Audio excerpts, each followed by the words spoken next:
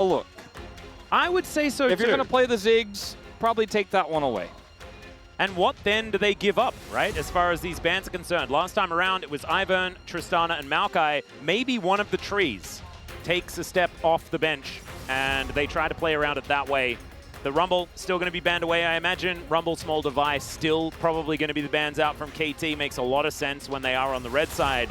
But this is where things are going to have to take a bit of a change up. So far, no changes, but they didn't ban the Ivern away first. Maybe that's where the flex does come in. That could be. Surprised they're not willing to just first pick the Maokai themselves and drop that one. But Smolder comes back through here. If they ban Ivern, perhaps they have a different answer to the Jhin this time around. Or maybe they won't play Ziggs. We'll find out, but those are your options right now. Everyone's looking at Closer for this third ban because this is the one that's the big question. And it's Ivern again. And so they did not ban Ziggs last game, KT Rolster. They dealt with it pretty well in Game 2. I don't expect that to change here. Yeah, if it ain't broke, don't fix it. And Game 2 was even smoother than Game number 1, so I don't think banning anything other than the Vi makes any sense at all. This is where a step away from the Ziggs first pick could be warranted.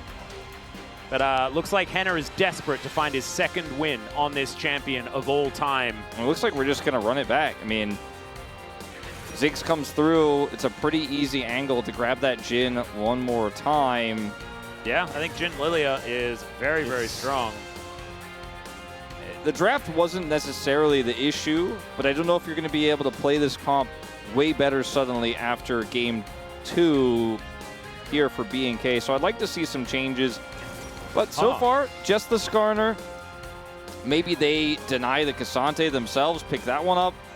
I thought we were going to get to the... Oh, no. Don't. Close it. He's going to play Corki. He's going to do it.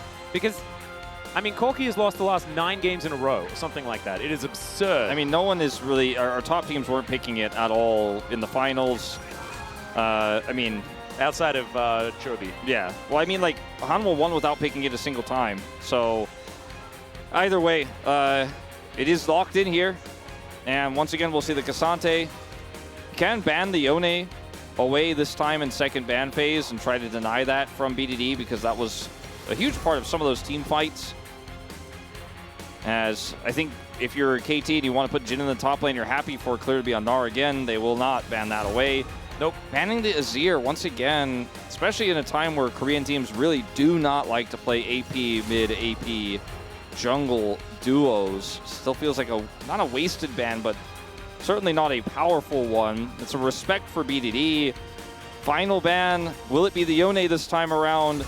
No, it'll be the Rel. Which I think that's fair. I like that. Last time around, they banned Poppy, and it looked a bit confusing because it was Duro that looked so good on that champion. Even if it wasn't necessarily part of the most beautiful draft we've ever seen. I think he played it very well. The Yone to come in on 4 makes a lot of sense. It was Rel that was picked up, but of course, the Yone this time around to give Beryl that counterpick answer to whatever Duro is going to do. And we know, there's a few things up his sleeve when it comes to Beryl. Feels pretty strong here. Very strong into the Jhin. And strong with Ziggs. We've seen this combo be incredibly powerful. Clear looking for the Renekton rather than the Gnar this time. And with the Poppy available, considering it, Blitzcrank, this is such a risk. And you don't have setup for it like we've seen Lehens have. And that we saw yesterday, unfortunately a little bit failed, coming out from D+. Leona makes way more sense to me. Glad to see that is going to be the lock instead. But that means Poppy comes through. Maybe that Poppy hover was saying, well, I know you'll lock this if we do, in fact, pull this Ziggs out or pull the Leona out. They ban the Rel instead of the Poppy. So Beryl gets basically what he wants either way. He gets the Rel again, or he gets the Poppy into the Leona. And otherwise, you're like, well, do we play Blitzcrank here? I think the answer is no. And on this blue side, I feel like we started off with the Ziggs, and we ended up with kind of a mess on the side of B&K. If Skarner ults your whole team except for Poppy, and then Beryl ults Skarner away, does the Skarner then pull 4 people? I think that does happen, yeah. And then all 4 of them die? That would be very funny. It would be funny. Sorry, then he dies, because there's 4 people and then Skarner, and he's not doing any damage because he's busy impaling. Well, I mean, I'd like to see the interaction. Maybe it does actually happen. Maybe the rest of BNK wins the team fight on the objective though during that moment, since the rest of KT are in a weird spot. But you know, I feel like I haven't been convinced with the draft adjustments here for BNK. We just have to see a better game. We have to see better play from Henna. We have to see this team control the early game a lot better and try to get value out of the Ziggs.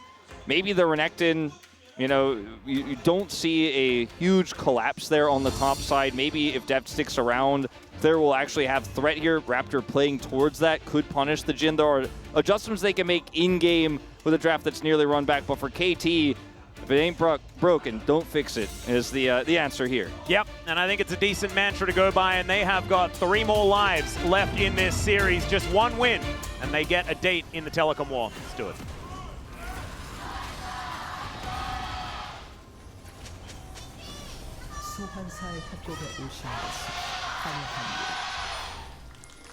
All right. BNK fans, KT fans alike in full voice here as a bit of desperation on the BNK side of the stadium right now. We'll see what they can do. They do have the Zoid skin Renekton, which is pretty cool because I was a big fan of Zoids back in the day. I mean, anyone who was old enough like we are to watch Zoids probably was. Yeah, that's true. It was pretty cool. Robot animals when you're a kid. I don't know. I don't think there's anything more cool than that. Yeah, no, it's very cool. Yeah. I loved all the transformation stuff. Yep. It was very in back then in the late 80s, early 90s, you know. You remember Bionicles? Yeah. Damn, those things were cool. I don't know what it was about them. As this is not so cool. Beryl is going to heroically charge his way towards a wall. Does put his flash on cooldown as Deft is behind enemy lines. Yeah, he's lane swapping to the other team this time. Yeah, he is real. This is some serious lane swapping that he's got going on right now. Because they show in lane, he is going to be able to get back freely here. Barrel, the question is how much damage does he take before Deft returns? Well, looks like not a whole lot, as Bouncing Bomb will eventually connect. And Deft comes down, doesn't miss any minions, and was very weird, but ultimately not a whole lot to come from it outside of Beryl losing half of his health bar and his flash, but gaining a Hex Flash and getting an Ignite out of Duro. Maybe he's okay with how the trade has gone. Yeah, in this matchup, you know, you feel pretty good with the Jhin into the Ziggs. As you can see here, you can outrange with your Flourish, try to root the Ziggs, try to trade into him while he is rooted. And when you have a Poppy, it can work very well. But because he came to lane so late, they're going to get level 2 first. So we'll just have to weather the storm for a moment. This does mean Perfect will remain on the top side into this Renekton. Let's see what Clear can get done on the pick that Perfect played exclusively into T1. The last series he did play. He's been a known Renekton enjoyer, so probably understands the matchup very well. Definitely a lot of Renekton experience, for better or worse, on his side of things. As Deft and Beryl getting shoved in a little bit here. Henna throwing a satchel over. And that cannon will be taken down. It's just KT without very much control of the wave, and so this will eventually crash on forward. There's not going to be too much of a difference when it comes to the CS between the two players. But our first time that we're going to see some just good old honest laning between these two squads. And I had a feeling that KT were just going to lane swap it once again. I think getting Cassante out of the matchup into the Renekton, in my mind, feels like a good idea when you've got Perfect versus Clear. But as we can see, things actually in the early levels going quite fine for the Cassante. A little bit less so for BDD in these early levels.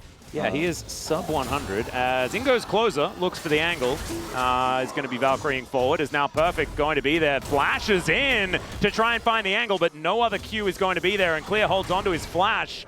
And Perfect doesn't have his anymore, so not exactly the greatest of news, as Raptor going to be able to get the smite onto this Rift Scuttler. So bit of a trade up there from BNK here at the beginning of Game 3. Yeah, but a teleport will have to be expended here earlier for Clear, as BDD's back will be stopped. We'll see if Perfect can do anything with this TP advantage. Probably not. Duro, you are playing with fire, walking up like this, but are trying to get the double scuttle, and they will be successful as Pyosik decided to back. Yeah, very nicely done. Perfect actually not going to be able to do anything in the face of the Crocodile here, who has just teleported back, so that's probably why. Do have Perfect taking Flash instead of the Ghost this time around I think in this matchup, which is kind of interesting. I think in part due to the fact that, I mean, the Ghost is so valuable with the lane swap they went for last game, where if a dive comes through, you can kind of just run away. You can then have that extra speed if you're trying to kind of bait dives and then have re-engages, like we saw in that bottom side play in game 2.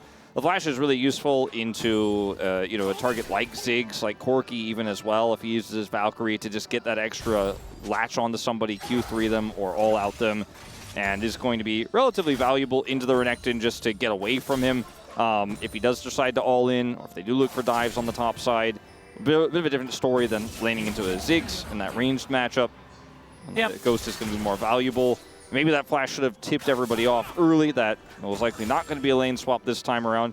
But he's handling the pressure very well. I would say so too. Duro making his way over, looking to put some pressure onto BDD.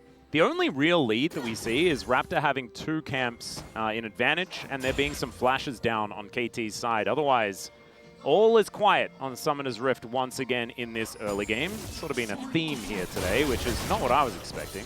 No. Expecting a little bit more shenanigans and craziness, but I guess it's only 5.5 minutes, so we'll give them some time. With how B&K have been drafting, just hasn't lent itself towards those shenanigans all too much. Do have Pyoshik on the top side of the map here. Deft also now going top side to lane against Clear. Just once again, to be a thing all 3 games. A little bit later this time, as Beryl has to come over here during the swap to relieve the pressure. His closer was freezing BDD out of a little bit of CS there, so did need some help, and they're trying to get this to crash. As level 6 for Clear. Yeah, it looks a little bit like we've got some grubs being traded for a Infernal Drake. Yeah, Infernal again to start us off. Yeah, kind of crazy. I think the Dragons are going to be very valuable, but I find it interesting that KT aren't putting a little bit more effort into stopping B&K from just taking these grubs for free. Didn't really change very much with how last game went, so maybe like we just shouldn't blame them for it, and having the Drake control is going to be very, very good. I think part of this is the fact that BDD was losing control of the lane was frozen against him, Beryl had to come bail him out, so they just didn't feel like they could make that topside play. And this should. Yep, it's going to be successfully secured, but the Ignite is already down. Pyoshik is able to run really fast, and Raptor, yeah, he can throw some things, but the ulti is going to get BDD out of there, and thankfully for Pyoshik, he had his flash up and available. So another one is on cooldown. They do manage to take the Dragon, and Beryl is now just going to move towards the top lane to try and make Clear's life frustrating. I mean, BDD is so low resource this game. You know, he lost lane in the early levels. It's not that the lane is over per se, but he lost so much momentum that he got frozen out of a bunch of minions. Beryl to come bail him out. Now he's super low here again. Duro's going to come over and help Closer get plates. Yeah, a couple of plates go in as Duro is going to get caught here, but BDD's in the most trouble. That is going to be first blood going over to the Corki. And Duro able to avoid the bowling ball as well. There is the flash heroic charge though into the turret range. And that's Beryl answering back immediately. Perfect. He had one thing on his mind, and that was killing a Leona, but doesn't quite get in range. Didn't have his flash up. It's up in about half a second, and there it is. Yeah. Not going to be enough to get him there. And I don't think expending it immediately was going to really be the play. No, but, you know, at the end of the day, still a good play to look for that on to BDD. Impressive here from Duro with the Zenith Blade, but no communication by Clear. It seems that Beryl and Deft had evacuated, had left the lane. Remember also that Deft is pretty close to being in ult range as well here, so they're making a very risky decision when that top side is missing, but ends up being a 1-for-1 trade. But the ultimate result is that BDD is still significantly behind in farm, kind of like Clear was in game 2. Oh, Duro once again back in the mid lane. Shield of Daybreak going to be carried there by BDD back towards his soul that he just unbound. And the gold here is really in those jungle advantages that Raptor picked up, the double scuttle. He's 3 camps ahead right now. And the lane advantage that Closer has here in terms of CS. And he has that kill too, but I mean, that's the CS, that's the big number here. And we really need to see this Corki's advantage actually mean something.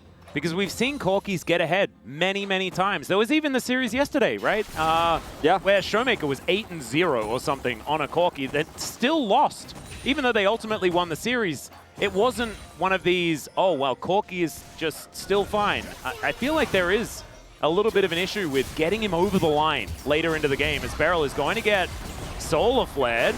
in a little bit of trouble here. Pyosik does come down. Deadly Flourish is going to be in there. Oh, the heroic charge. That was a bit of a mistime, but still, they are getting sleepy, and that is BDD getting one back. The flash forward from Dev as the Impale is decent. 2 kills immediately as Henna is in there, offering that damage back. Deadly Flourish going to miss this time. The Dancing Grenade gets the flash out from Raptor, but Henna is going so ham. The bullets come through, and it's BDD that's getting so much of this value. Yeah, well, this ended up being a 3 for 3, but BDD being the recipient of all that gold there at the end is really going to shore up some of his deficit he had moments ago. Will still be about 500-600 gold behind after this play. Don't think he'll be able to get a plate right now with Duro coming over, but if it's only Duro, then maybe he will. But BDD was in a lot of trouble in terms of being relevant in this mid game, but that is really going to help things out. Now Barrel comes over, BD's staying at half health, he will back away, so no plates for the Yone.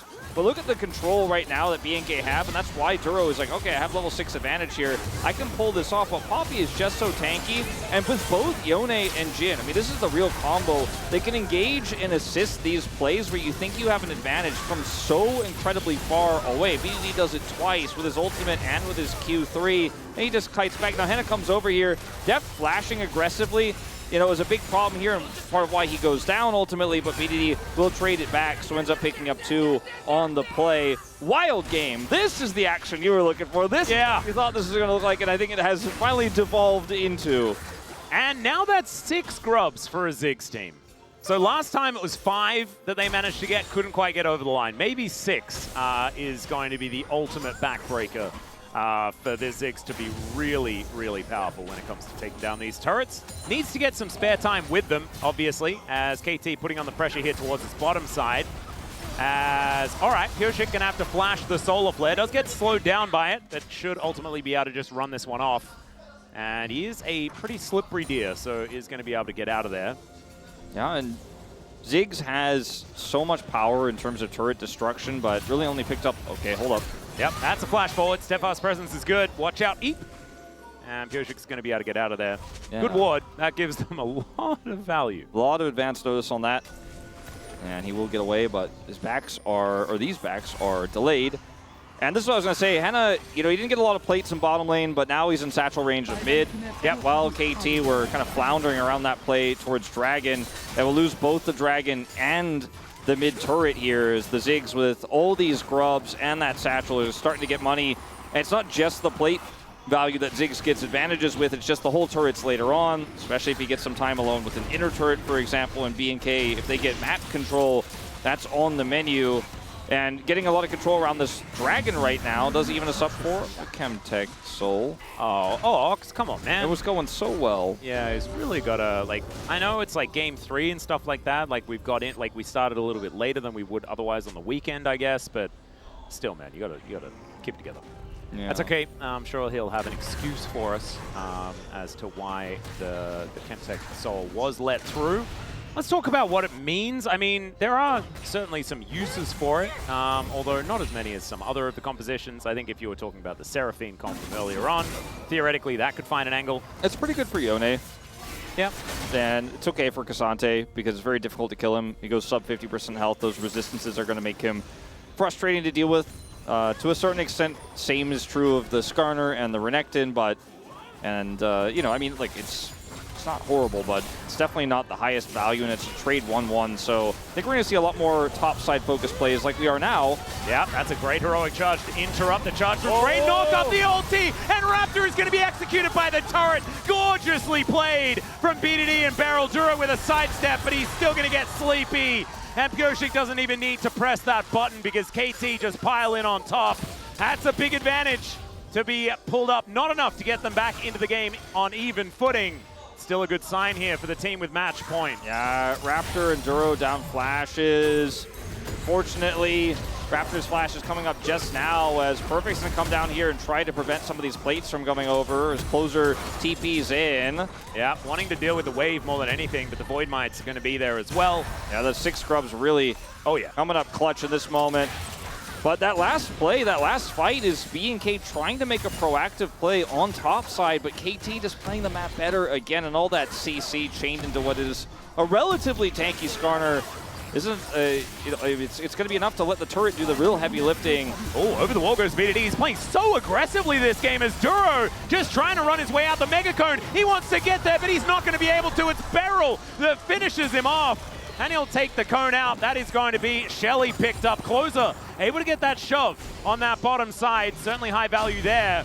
And 1 versus 3 for Raptor. I don't know about this one. Does have Henna in the back pocket, I guess, but not going to be able to get in here and defend that control ward. Yeah, they're trying to crash this into inner to maybe get Henna the opportunity to execute, but it's at full health right now. Although Deft is not, so there's definitely an angle here. If KT do end up getting caught, lose one more player to take out that inner, but instead it's just going to be Henna clearing waves. Topside, Renekton is pushing as well, who's getting some decent value of the grubs. But going back to this play here, it's a proactivity from Raptor. But look at Beryl just saying, okay, well, if you're going to go around the wall, through the wall, I'll just push you into the wall. And he and BDD chain CC the Skarner to death as he picks up turret aggro. If Duro has turret aggro, you might get out of there. If he had flash, you might get out of there. As over here, oh dear, it's a Sleepy Crocodile. And he is just going to get put down by the Wind Brother. Yone just going to grab himself the kill. BDD went from getting crushed in Lane Wolf to now he's on a killing spree. Yeah, now he's just too big to fail, it almost feels like here. And again, it's a play around topside here with KT having all the members they need to deny said play. They're really indexing into trying to get value out of these grubs, trying to get these turrets down. They got mid, they got bottom. They're trying, and they're hard forcing, I would say, to try to get topside. But KT know that's the goal, know that's the angle, ended up cleaning them up again. Still a lot of money here in BNK's wallets. They're 1,000 gold ahead because of that turret lead, 2-0 right now. But in terms of kills and where the money ends up for KT, the fact that BDD is so large on this Yone now is starting to become a bigger and bigger issue because the gold that's on the 3 standing turrets and outer that KT doesn't have will be collected later. Well, this is the thing. That's if KT can actually get towards these turrets. BNK does have a composition that's really, really good at catching waves and pushing things back into KT's side of the map. We're going to see this one more time. I guess BDD just started a fight with Clear, and then Clear didn't, and felt Clear sleepy. Just didn't respect him at all. I mean, both Duro and Henna are here, but they're not, I mean, they're nearby, but they're not really involved. So. Oh. Yeah. Close is dead. And are we just picking Closer now on top side? Like this time, none of his go into the top lane. BNK, don't go there anymore. None of his teammates are there, and they have no vision. So this is the most egregious of the 3. Well, Deft could be in trouble here. Does have cleanse, does have flash. Is going to cleanse first. And let's see where he's going to be able to go. There's the Keeper's Verdict, as now it's only Duro and Clear that are in the area. And they do get out. But they get both of Deft's summoner spells, and that is certainly high value. It certainly is. On a very immobile carry like the Jhin. I mean, he's got, you know, brown bags, doesn't have his Swifties yet. He's very immobile at the moment. Yeah, I think if he had the Swifties, he would have just been able to walk it off, you know, the classic tactic. Yeah, but, potentially. Wasn't quite there. And, you know, this Dragon has started up here, fairly low value. Beryl has a lot of buddies. As the flash forward, Beryl's going to have to flash in answer as now BDD's in once again. Another deadly flourish. Going to get caught by the ultimate. The snapback comes in. Can he dodge? No, he can't, because Deft has a laser sight today. And now Raptor is running the wrong direction. Yoshik going to be able to grab that kill on his opposite number. The teleport to the top side. And KT, they're running away with it again. Yeah, so let's see what happened to... No way. Oh, man. BDD was waiting in brush. Yeah, it was a bit of a hide-on bush situation. A bit of a pixel bush, but a bush nonetheless. Okay, well, it was different, slightly different than I had it playing out in my head. Now over here, like, you don't have any control. Look at where Closer is top side, no TP. Why are you forcing for a Chemtech Dragon here, BNK? Just let Closer sit top side. Maybe you can slow it down. You know, maybe you can try to threaten with a pinch coming through from Clear, force somebody from KT down, slow down the Dragon, but you had no right to be in that position against the long-range engage of KT. They have a Jhin, they have a Yone, and your mid laner was top side with no teleport, so you can't be there. It's not allowed. Yep, that was illegal. It's like they have the macro elements of this comp. They're getting the turrets. Closer gets the turret top side. Henna has some money, right? He's getting bigger on the Ziggs. Well, they're just feeding over so many kills to KT that now the gold's even. Oh, if at first you don't succeed, throw the kitchen sink at the Jhin. And that's going to work. That's going to work this time.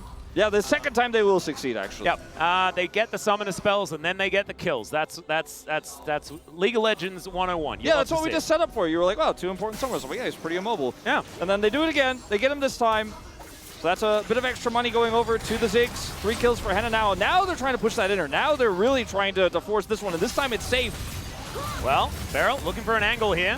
Duro just happily tanking things up. Good double knockup, though. The ulti's in there from BDD. He snaps all the way back. The Impale does come in onto Pyoshik, but he's spinning around. That's the bouncing bomb, and that's going to get there. BDD still able to get a lot of work done, but they're losing so much health. The heroic charge is exactly that, but the flash is even better. Never mind, BDD gets into that backline. There was 2v4, so I'm not entirely sure about it. Looked a bit sexy for a while, and then KT kind of just throw their lives away. Yeah, now KT is feeding the kills back over, but look, I can respect the turn there from KT because Henna was playing that very, very on a tightrope, on the edge there. So we'll go back to this pick on the Def.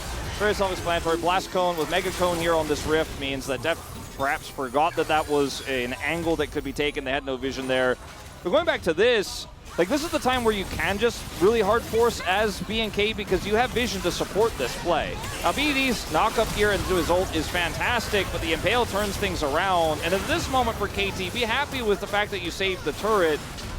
They're not. They're not willing to be happy with that. They're like, oh, Def's like, I'm coming. I got my ult. I'll help you guys out.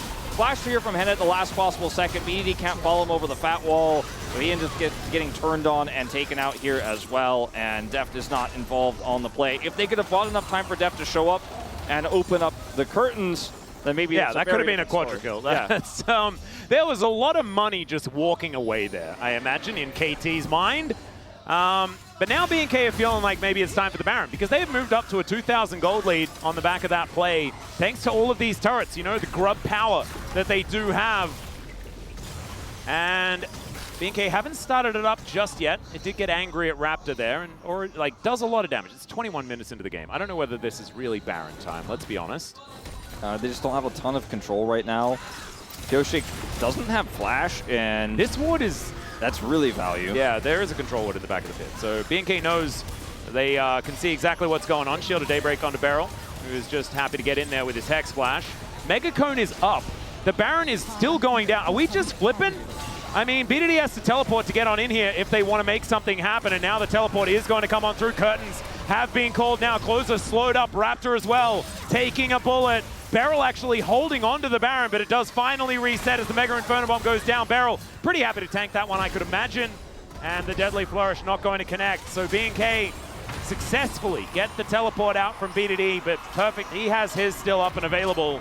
Yeah. And are going to get his very, very soon also. So still will have a teleport advantage. I'm going to clear up this vision, which means that someone on KT will probably come over here and try to... Oh, actually, this is not hit by the control ward. Yeah. And in fact, they're going to start this up. Yeah, KT... that's just a captive audience, so not really going to be giving too much vision here. KT, let's see. I mean, I think they're aware that this is... Oh, Closer actually, I think, moving up towards the Baron is going to give that one away. Control ward goes over the wall. And this is clear in Raptor. That's not a lot of damage on this Baron right now. And instead, they just lose half of the health on their Renekton. Beryl makes his way back with a full HP bar. Honestly feels a little bit like BNK wasting a bit of time there. Yeah, especially when you have a Ziggs with 6 grubs, you know? Try to get something else.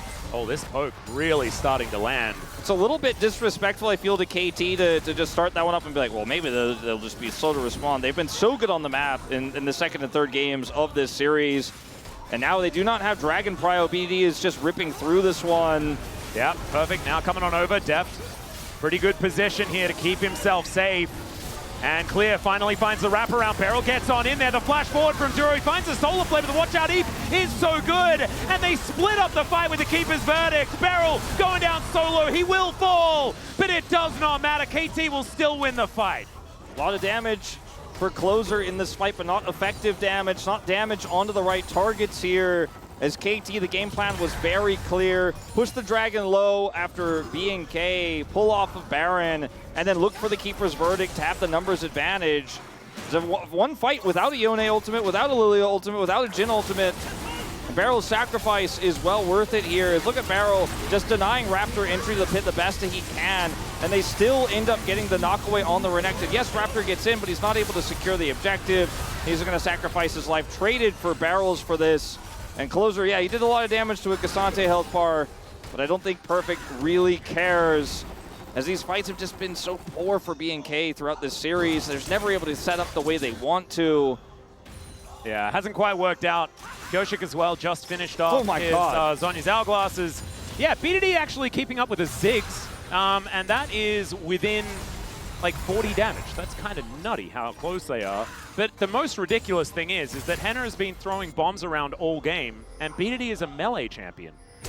So that's kind of mind-blowing. That's like, I mean, I think whoever saw that on the observing team or the stats team was like, wait a minute, we have to show this. This is... Yeah, can we fact check this? Yeah, we have to double check it first, but then might be an extra 0 situation or something.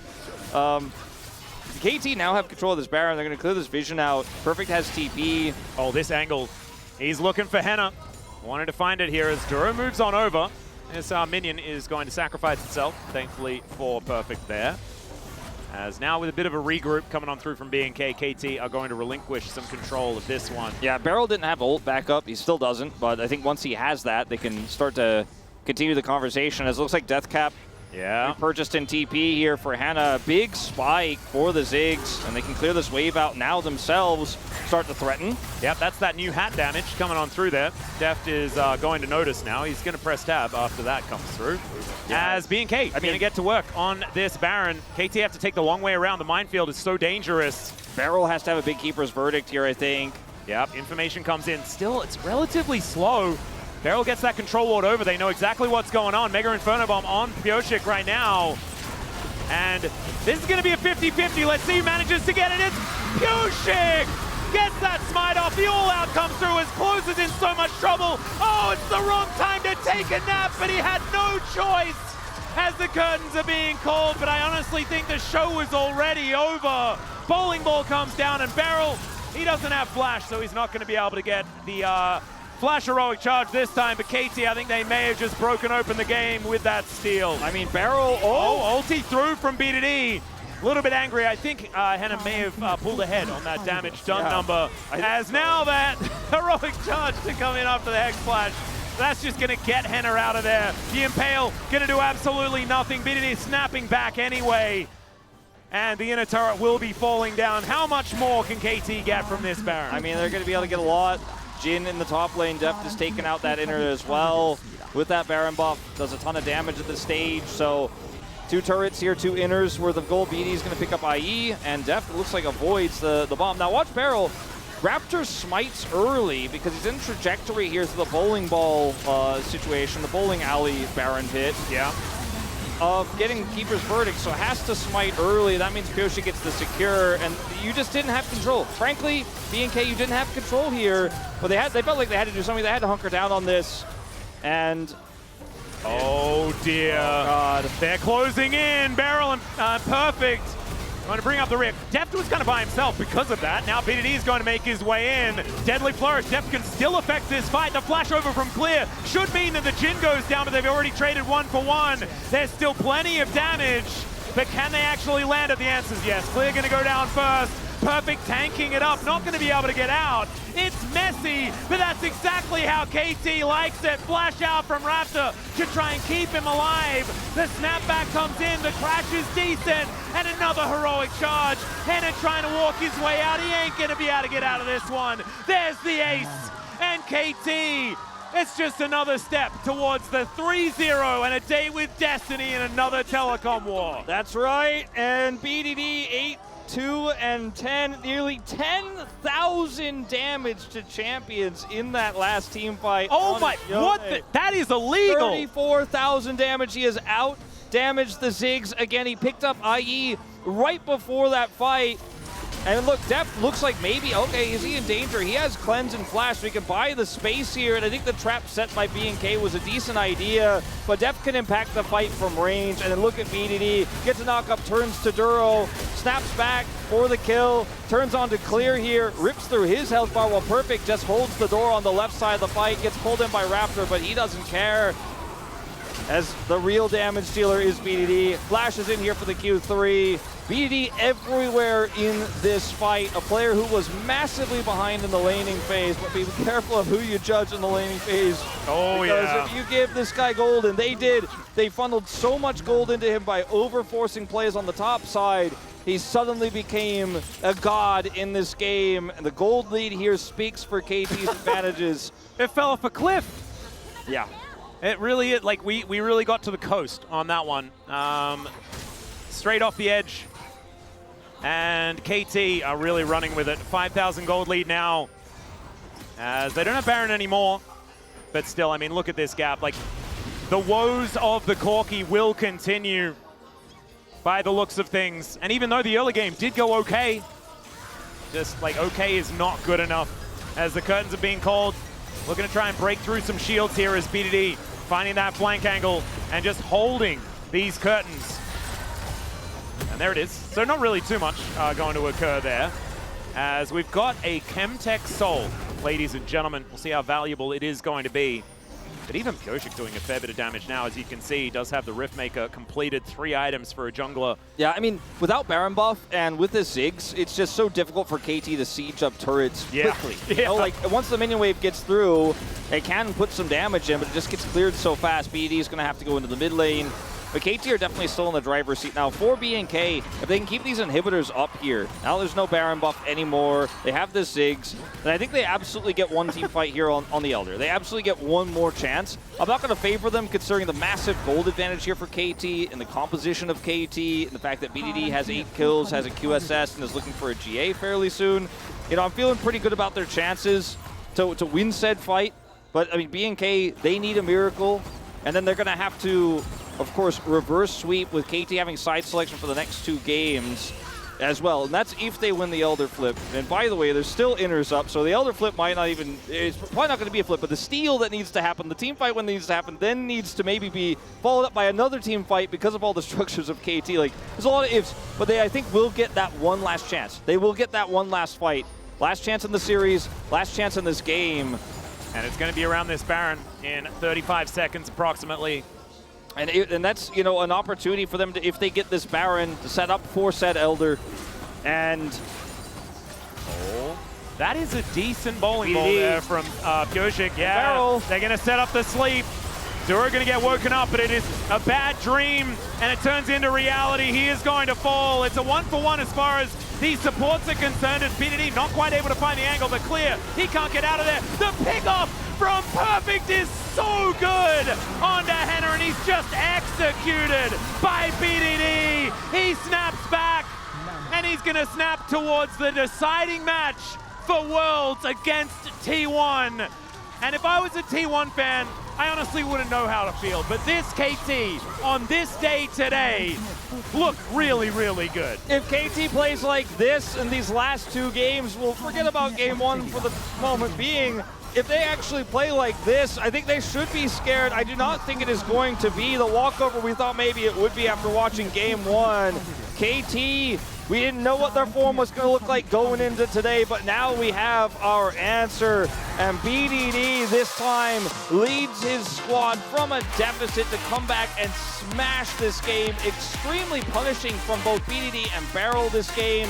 These Jhin compositions definitely were not respected by BNK. When you have Jhin and an insane front line that also does damage, you are going to have a bad time if you can't get a lead, and get a lead BNK did not. They didn't manage to carry it through, and as you can see here, KT will advance. The regional qualifier up against T1, who just fell in 5 games to D+ Kia. And you can never count them out, but man, that best of 5 has been set up to be absolutely glorious. And our telecom wars this year have been amazing. It's another year for Henna not reaching any accomplishments, not reaching the peak that he was looking for, not reaching the opportunity to prove himself internationally. Closer misses another Worlds here as well. For the rest of the young players, you're going to have to go back to the drawing board. You're going to have to go back to grinding. It's going to be a long offseason, and for Deft, maybe the hope of that final dance does continue. We got at least one more best of 5 Atlas for this talented man, and he deserves it with the Jhin play we saw today. Yep, I don't know whether any KT fan dares to believe that they'll be able to win this telecom war. Like, what is... Like, it's all stacked up in T1's favor, right? Like, this is the last-ditch effort that we have to make to get ourselves over the line to defend our world championship. But when you've got both Kingen and Zeka, they're already there, that 2022 storyline really starts to hit. And so maybe some of the KT fans out there are going to start maybe hoping. I think there is to have like a little fun conversation. So we don't have a pre-show for tomorrow. Yeah. About tomorrow's matches. I mean, we have two mid laners whose identities have been so similar in terms of their champion pool for so long in BDD and Faker. And BDD was always chasing the coattails of Faker for so long in his career. But right now, he's absolutely by far the better in terms of form and in terms of champion pools in this meta. Got to give him a huge edge.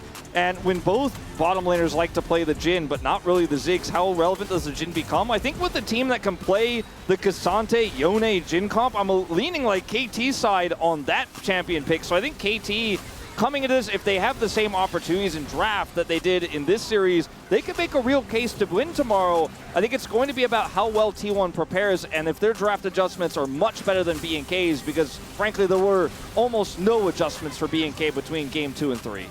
Yeah, and unfortunately, Henner is still just on the 1 Ziggs win so far in his career, adding another number to that one. The Corki also another big problem here as far as one of these picks that has a lot more priority than maybe it deserves.